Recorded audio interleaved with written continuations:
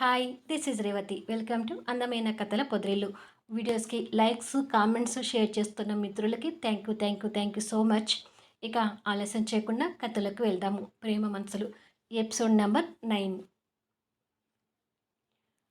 అశోక్కి అక్కడ జరుగుతున్న స్కామ్ మొత్తం అర్థమవుతూ ఐజీఏ రివర్స్లో ఏజీఐ అంటే ఆనంద్ గ్రూప్ ఆఫ్ ఇండస్ట్రీస్ అని అనుకొని కింది స్థాయి ఉద్యోగుల నుండి పై స్థాయి ఉద్యోగుల వరకు ఈ ఐజీఏ నిఘా మనుషులు ఉన్నారన్నమాట అని ఆలోచించుకొని లాస్య కూడా ఈ ఐజీఏ మనిషేనా అని అనుకొని వర్క్ చేసుకుంటున్న లాస్య దగ్గరికి వెళ్ళి అక్కడ ఏదో పని చేస్తున్నట్టుగా నటిస్తూ లాస్య వేసుకున్న డ్రెస్ మీద ఏమైనా బటన్స్ ఉన్నాయేమో చూస్తాడు. కానీ అలా ఏవీ కనిపించవు. లాస్య అశోక్ని గమనించి ఏంటి అలా చూస్తున్నావు అని అడుగుతుంది పొగరుగా. ఏమీ లేదు అని చెప్పి అక్కడి నుంచి పక్కకు వచ్చి లాస్య ఐజీఏ మనిషి కాదనిపిస్తుంది అని అనుకొని ముందు ఈ విషయం వంశీకి చెప్పాలి అనుకుంటూ వంశీకి ఫోన్ చేసి ఉన్న విషయం చెప్పి అన్ని కేటగిరీ ఎంప్లాయీస్లలో కూడా ఆనంద్ గ్రూప్ ఆఫ్ ఇండస్ట్రీస్కి సంబంధించిన నిఘా మనుషులు ఉన్నారు ఫ్రెండ్. వాళ్ళు వేసుకునే షర్ట్ బటన్స్ మీద కనిపించినట్టుగా ఏజీఐ లెటర్స్ ఉంటాయి. మన కంపెనీ అన్ని బ్రాంచెస్లోనూ ఆ బటన్స్ ఉన్న ఎంప్లాయీస్ని గుర్తించి వెంటనే వాళ్ళను తొలగించాలి అంటాడు. చక్రవర్తి గారి మీద వంశీ కోపం తెచ్చుకుంటూ నో ఫ్రెండ్, ఇప్పుడు మనం తెలివిగా ఆలోచించాలి. ఆ నిఘా మనుషుల్ని తొలగించకుండా అలాగే ఉండనిద్దాం. అసలు ఈ ఐజీఏ స్కామ్ గురించి మనకు తెలిసినట్టుగా ఆ చక్రవర్తి గారికి తెలియకూడదు. ఆ ఎంప్లాయీస్ని అలాగే ఉంచి చక్రవర్తి గారి ఎత్తులకు పై ఎత్తులు వేసుకుంటూ వెళ్ళాలి. అప్పుడే మనమంటే ఏంటో ఆ చక్రవర్తి గారికి అర్థమవుతుంది అంటాడు. మీరనేది కూడా కరెక్టే ఫ్రెండ్, అలాగే ప్రొసీడ్ అవుదాము, ఉంటాను అని అశోక్ ఫోన్ పెట్టేసి ఆనంద్ గ్రూప్ ఆఫ్ ఇండస్ట్రీస్కి ఇక తిప్పలు తప్పవు అనుకుంటాడు. వంశీ కూడా ఫోన్ పెట్టేసి చక్రవర్తి గారు, నన్ను ముంచడానికి చాలా తెలివిగా షర్ట్ బటన్స్తో నిఘా మనుషులు పెట్టించారా?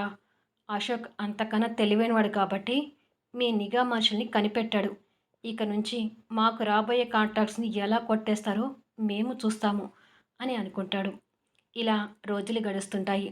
అనుకున్నట్టుగానే అశోక్ వంశీ కలిసి ఆనంద్ గ్రూప్ ఆఫ్ ఇండస్ట్రీస్కి చుక్కలు చూపిస్తుంటారు. ఆనంద్ గ్రూప్ ఆఫ్ ఇండస్ట్రీస్ ఆఫీస్లో చక్రవర్తి గారు ఎదురుగా కూర్చున్న జగదీష్తో మాట్లాడుతూ ఏమైంది జగదీష్, ఎందుకు ఇలా జరుగుతుంది? లక్షల జీతాలు ఇచ్చి మనం పెట్టిన నిఘా మనుషులు ఏం చేస్తున్నారు? టెండర్స్ కోడ్ గురించి ఎందుకు తప్పుడు ఇన్ఫర్మేషన్ ఇస్తున్నారు అని అడుగుతాడు. అదే అర్థం కావట్లేదు మావయ్య. వాళ్ళని అడిగితే మేము చెప్పేది కరెక్ట్ ఇన్ఫర్మేషనే అని గట్టిగా చెప్తున్నారు. తీరా చూస్తే మనమే లాస్లో పడుతున్నాం. ఏం చేయాలో తెలియడం లేదు అంటాడు జగదీష్. చక్రవర్తి గారు కోపం తెచ్చుకుంటూ ఇలా జరుగుతూ పోతే ఆ వంశీ కాదు, మనం రోడ్డున పడే పరిస్థితి వస్తుంది జగదీష్. కొన్ని రోజుల వరకు మనం ఎలాంటి కాంట్రాక్ట్స్ డీల్ చేయకపోవడమే మంచిది అంటాడు. కాంట్రాక్ట్స్ డీల్ చేయకపోతే మన కంపెనీకి నష్టాలు వస్తాయి కదా మావయ్య అంటాడు. ఇప్పుడేదో లాభాలు వచ్చినట్టుగా మాట్లాడుతున్నావేంటి? వరుసగా కాంట్రాక్ట్స్ మిస్ అవుతూ కోట్ల నష్టాలు వస్తున్నాయి. ఈ కోట్ల నష్టాలు పెరగకుండా ఉండాలంటే మనం ఇప్పట్లో ఏ కాంట్రాక్ట్స్ డీల్ చేయకపోవడమే మంచిది అంటాడు కోపంగా చూస్తూ. సరే మావయ్య, మీ ఇష్టం అని జగదీష్ చైర్లో నుంచి లేచి వెళ్ళిపోతాడు. చక్రవర్తి గారు అశోక్ అన్న మాటల్ని గుర్తు చేసుకుంటూ అశోక్ అన్నట్టు అశోక్ మా ఆనంద్ గ్రూప్ ఆఫ్ ఇండస్ట్రీస్ని కూల్చేస్తాడా అని ఆలోచించుకొని నో, అలా జరగకూడదు. ఇవి నా కొడుకు ఆనంద్ పేరు మీద రన్ అవుతున్న కంపెనీలు. ఈ బిజినెస్లకి ఏమీ కానివ్వను అని అనుకొని అసలు ఇలా ఎందుకు జరుగుతుంది? ఆ నిఘా మనుషుల్ని ఆ అశోక్ వంశీ కనిపెట్టుంటారా? కనిపెట్టే ఏమీ తెలియనట్టుగా ఉంటున్నారా అని ఆలోచిస్తూ ఎందుకో అశోక్తో ఒకసారి మాట్లాడాలనిపిస్తుంది అని అనుకొని అశోక్కి ఫోన్ చేస్తాడు. అశోక్ తన రూమ్లో ఉండి కాల్ చూసుకొని చక్రవర్తి గారు నాకు ఫోన్ చేస్తున్నారేంటి? ఆయన మొదలుపెట్టిన స్కామ్ గురించి మాకు తెలిసిందని అనుమానం వచ్చి ఉంటుంది. అందుకే ఫోన్ చేస్తున్నారు అనుకుంటా అని అనుకొని ఫోన్ లిఫ్ట్ చేసి హలో అంటాడు. ఆ వాయిస్ వినగానే చక్రవర్తి గారికి ఏదో తెలియని ఫీలింగ్ కలుగుతూ బాగున్నావా అశోక్ అంటాడు. వారి గొంతు విన్న అశోక్ మనసులో కూడా ఏదో తెలియని ఆత్మీయత కలుగుతూ బాగున్నాను అంటాడు. చక్రవర్తి గారు కొంచెం కుతూహల పడుతూ మళ్ళీ హైదరాబాద్ ఎప్పుడు వస్తావు అశోక్ అని అడుగుతాడు. తెలీదు, దేనికి అడుగుతున్నారు అంటాడు. ఈసారి నిన్ను మా ఇంటి భోజనానికి పిలుద్దాం అనుకుంటున్నాను అంటాడు చక్రవర్తి గారు. చూడండి సార్, ఆల్రెడీ మీకు చెప్పాను, ఇప్పుడు చెప్తున్నాను. నా ఫ్రెండ్ వంశీ మీకు శత్రువు అయితే నేను కూడా మీకు శత్రువునే. ఒక శత్రువుని భోజనానికి పిలిపించే మంచి మనసు మీకుందేమో, కానీ ఒక శత్రువు ఇంటికి భోజనానికి వచ్చే మంచి మనసు నాకు లేదు అంటాడు అశోక్. చక్రవర్తి గారు కొంచెం బాధపడుతూ, కానీ నాకు వంశీ మాత్రమే శత్రువు. నువ్వు ఆప్తుడివని అనుకుంటున్నాను. సరే, మా ఇంటి భోజనానికి రావని అర్థమైంది. కానీ హైదరాబాద్ వచ్చినప్పుడు నన్ను ఒక్కసారి కలవడానికి ప్రయత్నించు అంటాడు. వీలైతే చూస్తాను అని ఫోన్ పెట్టేస్తాడు అశోక్. చక్రవర్తి గారు కూడా ఫోన్ పెట్టేసి ఎదురుగా ఉన్న ఆనంద్ ఫోటోని చేతిలోకి తీసుకొని కన్నీటి పొరతో ఆ ఫోటోని చూస్తూ, మీ అక్క బావకి పిల్లలు పుడితే నీ పేరు వాళ్ళకి పెట్టి వాళ్ళల్లో నిన్ను చూసుకోవాలనుకున్నాను ఆనంద్. కానీ నాకు ఆ అదృష్టం కూడా లేదనుకుంటాను అని కన్నీళ్ళు పెట్టుకుంటాడు. ఇక్కడ అశోక్ కూడా ఫోన్ పెట్టేసి ఏదో తెలియని బాధతో కూర్చుంటాడు. అంతలో రేణు అక్కడికి వచ్చి అశోక్ పక్కన కూర్చుంటూ, ఏంటి అశోక్ అలా ఉన్నావు అని అడుగుతుంది. ఏమీ లేదు అంటాడు. లేదు, దేని గురించో బాధపడుతున్నావు. నాకు తెలిసి నువ్వు డబ్బులు ఇబ్బంది పడుతున్నావేమో. అమౌంట్ కావాలంటే చెప్పు, నేను ఇస్తాను. నేను నీ సొంత మనిషిని, నా దగ్గర మొహమాట పడకు అంటుంది అశోక్ వైపు ప్రేమగా చూస్తూ. రేణు మాటలకు అశోక్ నవ్వి, అదేమీ లేదు, ఇప్పుడు నాకు అంత డబ్బు అవసరాలు ఏమీ లేవు అంటాడు. నిజమే చెప్తున్నావు కదా అని అడుగుతుంది అమాయకంగా చూస్తూ. నిజమే చెప్తున్నాను అంటాడు. అయితే పద అంటుంది. ఎక్కడికి అంటాడు. బయటికి అంటుంది. మరి కొద్దిసేపటికి ఇద్దరు షాపింగ్లో ఉంటారు. రేణు అశోక్ కోసం బట్టలు సెలెక్ట్ చేస్తుంటే, ఇంకెన్ని సెలెక్ట్ చేస్తావు, సెలెక్ట్ చేసిన బట్టలు సరిపోవా అంటాడు. లేదు, నీకోసం ఇంకా మంచి షర్ట్స్ సెలెక్ట్ చేయాలి.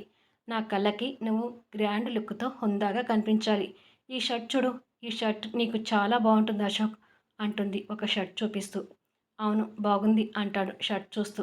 అలా కొన్ని బట్టలు సెలెక్ట్ చేసి, ఈరోజు ఇంతవరకు తీసుకుంటాను, మళ్ళీ నెక్స్ట్ మంత్ శాలరీ పడగానే ఇంతకన్నా మంచి బట్టలు తీసుకుంటాను అంటుంది. అన్నీ నాకే తీసుకున్నావు, నువ్వేమీ తీసుకోవా అంటాడు. నాకు చాలా డ్రెస్సెస్ ఉన్నాయి అశోక్, ఏది తీసుకున్నా అన్నీ నీకోసమే తీసుకుంటాను కానీ ఇప్పుడు నాకేమీ వద్దు అని అంటుంది. పోనీ నేను నీకు కొనిపెట్టనా అంటాడు. అవును, నువ్వు చేసే బోడి ఉద్యోగానికి నీకు లక్షల ఆదాయం వస్తుంది, అందులో నుంచి 1,00,000 రూపాయలు తీసి నా కోసం ఖర్చు పెడతావు కదా అంటుంది వెంటకారంగా. అబ్బా, ఈ దెయ్యం రాక్షసుతో ఏది మాట్లాడినా నా ఉద్యోగం దగ్గరికే వస్తుంది అని మనసులో అనుకొని కోపంతో మొహం తిప్పుకుంటాడు. రేణు అశోక్ ఫేస్ని గమనించి అశోక్ గడ్డం పట్టుకొని, నేను అన్న మాటలకు కోపం వచ్చింది కదూ, సారీ అశోక్, నీ దగ్గర డబ్బులు ఉండవనే కదా నేను నీకు కొనిచ్చేది, అలాంటప్పుడు నువ్వు నాకు ఏం కొనిస్తావో చెప్పు అంటుంది బొగ్గల మీద పడుతున్న డింపుల్తో. అశోక్ ఆ డింపుల్ చూసి, నువ్వు మొహం నవ్వు మొహం, నేను ఎంత కోపంతో ఉన్నా నీ బుగ్గన పడే డింపుల్తో మైమర్పిస్తావు కదా అంటాడు. ఆ మాటకు రేణు కూడా నవ్వి, నీకు అంతగా నాకు కొనియాలనిపిస్తే ఐస్ క్రీమ్ పార్లర్కి తీసుకెళ్ళి ఐస్ క్రీమ్ కొనివ్వు అంటుంది. కొద్దిసేపటికి ఇద్దరు ఐస్ క్రీమ్ పార్లర్లో కూర్చుంటారు. రేణు ఐస్ క్రీమ్ తింటూ, నీకు ఒక విషయం చెప్పడం మర్చిపోయాను అశోక్, మరో వారం రోజుల్లో మన బాస్, అదే the great business man Ashok Kumar గారు మన బ్రాంచ్కి వస్తున్నారంట. ఆయన్ని చూడాలని స్టాఫ్ అందరు ఈగర్గా ఎదురు చూస్తున్నారు అంటుంది. అశోక్ మనసులో మాట్లాడుకుంటూ, అవును రేణు, ఆఫీస్ బాయ్గా నేను చేయాలనుకున్న పనులు పూర్తయ్యాయి. త్వరలోనే ఈ ఆఫీస్ బాయ్ ముసుగు తీసేసి చైర్మన్గా ఆఫీస్కి రావాలనుకుంటున్నాను. అందరితో పాటు కాకుండా నేను ఎవరు అనేది నీకు ముందుగానే చెప్పాలనుకుంటున్నాను. నీకు ఈ వారం లోపే నేను ఆ అశోక్ కుమార్ అని నీకు చెప్తాను అని అనుకుంటాడు. ఒకరోజు రేణు ఆఫీస్ నుంచి వచ్చి తన రూమ్లో ల్యాప్టాప్ ముందు కూర్చొని ఉండగా, ఏం చేస్తున్నావు అనుకుంటూ అశోక్ అక్కడికి వస్తాడు. కొత్త జాబ్ కోసం సెర్చ్ చేస్తున్నాను అశోక్ అంటుంది. అశోక్ ఆశ్చర్యపోతూ, ఇప్పుడు చేస్తున్న జాబ్కి ఏమైంది, కొత్త జాబ్ కోసం ఎందుకు అని అడుగుతాడు. నేను నిన్ను పెళ్లి చేసుకుంటానంటే మా పేరెంట్స్ దివ్యక్క బావగారు ఒప్పుకోరు అశోక్. కాబోయే భర్త గురించి నువ్వు కన్న కలలన్నీ ఏమైపోయాయి, పోయి ఆఫీస్ బాయ్ని పెళ్లి చేసుకోవడం ఏంటి అంటారు. పైగా మా బావగారు నన్ను ఉద్యోగం నుంచి తీసేసినా తీసేయవచ్చు. అందుకే ముందు జాగ్రత్త కోసం కొత్త జాబ్ ట్రై చేస్తున్నాను. అయినా నువ్వు వర్రీ అవ్వకు అశోక్, నేను ఏదో ఒక జాబ్ చూసుకుంటాను. అంతేకాదు మన పెళ్ళయ్యాక నేను ఏ ఆఫీస్పై ఉద్యోగం చేయనివ్వను. నీతో ఏదైనా చిన్న బిజినెస్ అంటే కిరాణా షాప్ లాంటిది ఏదైనా పెట్టిద్దాం అనుకుంటున్నాను అంటుంది. ఇదేంటి రేణు ఇంత దూరం ఆలోచిస్తుంది? రేణుని చూస్తుంటే పాపం అనిపిస్తుంది. ఇంకా నేను నిజం దాచిపెట్టడం కరెక్ట్ కాదేమో అనుకొని నీతో కొంచెం మాట్లాడాలి రేణు అంటాడు. ఇంతలో రేణు ఫ్రెండ్ కారులో వచ్చి బయట నుంచి హారన్ కొడుతుంటుంది. రేణు ఆ హారన్ సౌండ్ విని, అన్నట్టు అశోక్ నీకొక విషయం చెప్దామనుకున్నాను మర్చిపోయాను. ఈరోజు మా ఫ్రెండ్ బర్త్‌డే. వాళ్ళ ఇంట్లో పార్టీ ఇస్తుంది. నేను ఈ నైట్ వాళ్ళ ఇంట్లోనే స్టే చేస్తాను. రేపు నన్ను ఆఫీస్‌కి మా ఫ్రెండ్ డ్రాప్ చేస్తుందిలే.